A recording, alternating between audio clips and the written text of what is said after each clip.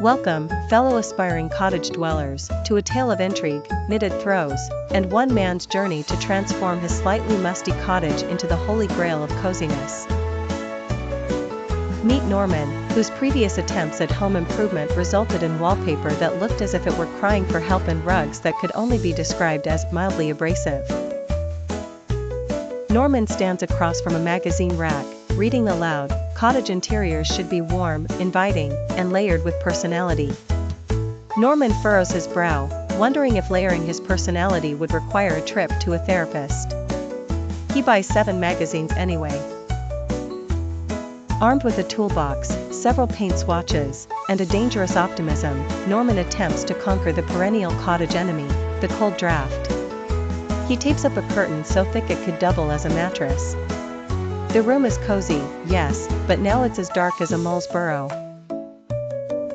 Norman stubs his toe for the 5th time and philosophically wonders if darkness is a recognized design trend.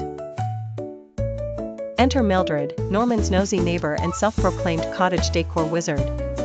Mildred's advice: mix florals, add mismatched chairs, and don't you dare use overhead lighting.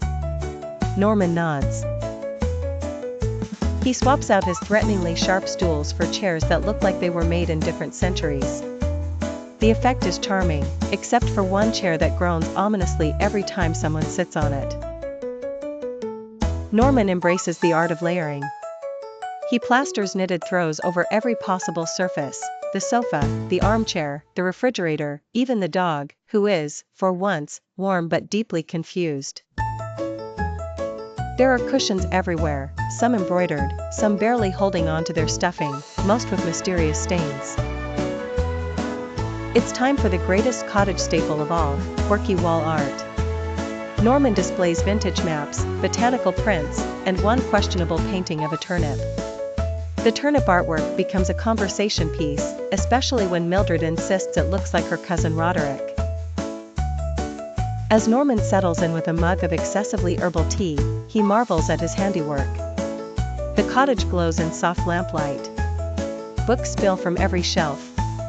There's an aroma of cinnamon and something suspiciously like wet wool. Visitors sink into the sofa with relief as if they've escaped from the outside world into a cocoon made of fabric and whimsy. Norman hosts his first cozy cottage gathering. Everyone admires the mismatched chairs, the layers of textiles, and, of course, the enigmatic turnip painting.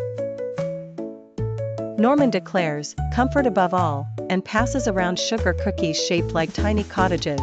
Sugar roofs fall off instantly, but nobody minds. So, dear reader, when considering cottage interior ideas for your own space, remember Norman's lessons: embrace imperfection, layer throws until your dog disappears, and never underestimate the conversation power of a bizarre vegetable portrait. Welcome to Cozy, where perfection is overrated and comfort reigns supreme.